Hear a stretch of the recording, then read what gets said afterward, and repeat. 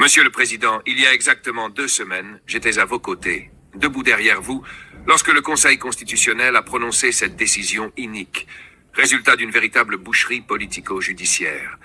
Ce fut un déni de justice, un crime contre la loi et contre la démocratie. L'objectif de cette machination honteuse n'était pas seulement de vous éliminer d'une élection qu'il savait que vous pouviez gagner, mais, une fois encore, de vous humilier. Humilier Maurice Kamto semble avoir été, depuis 2012, leur programme politique le plus constant. Ce sinistre 5 août, j'étais là, groggy, retenant mes larmes face à la violence d'un système qui s'acharne sur un homme dont le seul crime est d'avoir rêvé de changer l'avenir de son pays et de son peuple dans la paix. 2 jours plus tard, je vous ai écouté et observé, tête haute, exhortant chacun de nous à rester debout. Quel panache! Mais je dois l'avouer, moi, d'ordinaire flegmatique et imperturbable, je me suis senti presque brisé par cette épreuve à vos côtés. Comme militant et comme avocat, je vous voyais dans votre tenue immaculée, faisant face à ce verdict juridico-politique.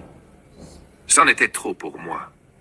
J'ai vu votre expulsion d'un hôtel à Yaoundé en 2012, alors que nous lancions simplement le mouvement pour la renaissance du Cameroun. J'ai vu un ministre tenter de vous ridiculiser en octobre 2018 après votre magistral réquisitoire contre le tribalisme devant une foule admirative au Conseil constitutionnel.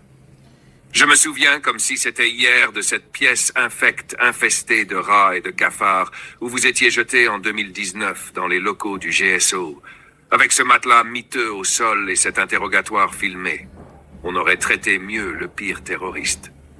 J'étais présent cette nuit au tribunal militaire de Yaoundé, dans ce bureau lugubre, lorsque ce juge, malgré l'exception d'incompétence matérielle, vous a signifié votre mise en détention provisoire. Yaoundé était alors en état de siège à chaque comparution. Je n'ose évoquer vos conditions d'incarcération, quasi-privation de visite, séquestration sauvage de militants. 3 mois de détention en septembre 2020, sans mandat ni acte administratif, et tant d'autres humiliations qui visaient à vous anesthésier. Oui, Monsieur le Président, j'ai tout vu.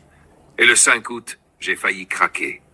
Toutes ces humiliations ont été infligées à un homme qui a tout donné pour son pays, sans détourner un seul centime. Un homme qui fut aussi co-agent, conseil et avocat du Cameroun devant la Cour internationale de justice et artisan d'accords subséquents. Je vous admire, Monsieur le Président, pour votre stoïcisme. Comme vous, je me suis remis en marche et j'ai ressenti le besoin de vous écrire pour vous le dire. Vous avez la conscience tranquille. Je doute fort